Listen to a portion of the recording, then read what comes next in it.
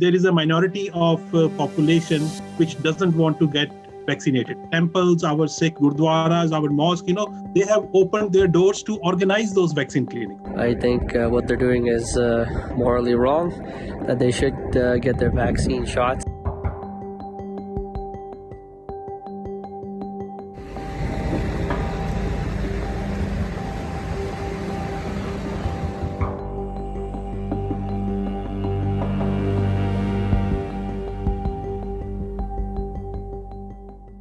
South Asian community at large, it is hardly anti-vaccine. There is not a anti-vaccine sentiment. In fact, the community has been at the forefront in organizing vaccination clinics.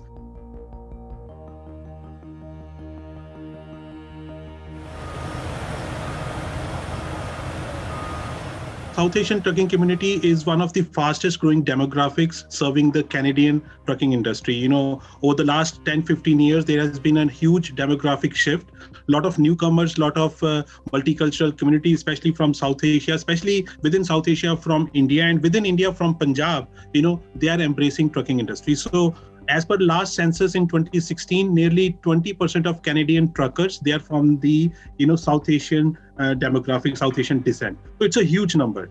But when we look at the protest or the freedom convoy, you won't see that number reflected for so many reasons. The first and foremost is that South Asian community at large, it is hardly anti-vaccine. There is not a anti-vaccine sentiment. In fact, the community has been at the forefront in organizing vaccination clinics.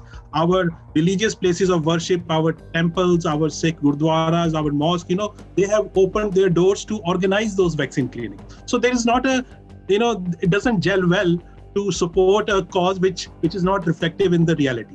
And also the fact that the communities where the South Asian community lives in, they are more than 90% vaccinated. Punjabi truck drivers are not involved directly in the protest. I don't follow that convoy.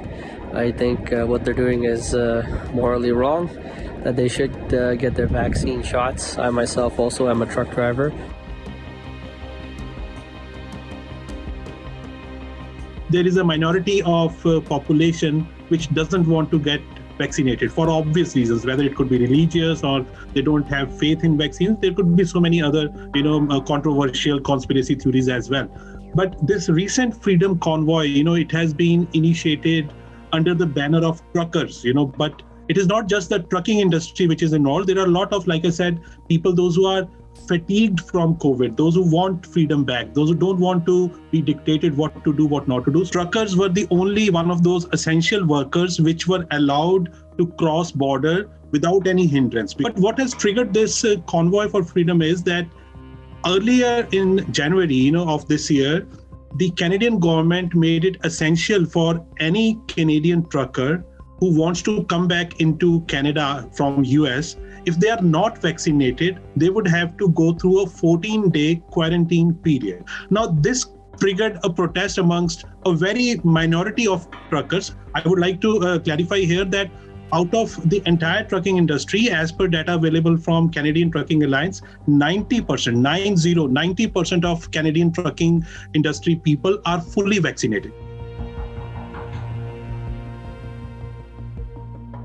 I think the situation has been, a little tense of the last few days in Ottawa, especially since it has been now more than a week of protest. These protests have become very loud and very, disruptive for the local communities over there. We have seen videos of seniors, of young people, even businesses being shut down because the honking of horns and the kind of, the streets which have been blocked, it is definitely causing disruption.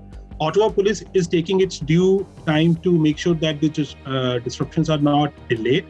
Any peaceful protest, any person who wants to raise their voice is welcome, but it cannot disrupt our regular way of living. We cannot, it's everywhere. Any democracy which wants to be the voice of the people, we need to make sure that those protests, those concerns are listened to, and they're also presented in a peaceful, in a just, and in a people-friendly manner.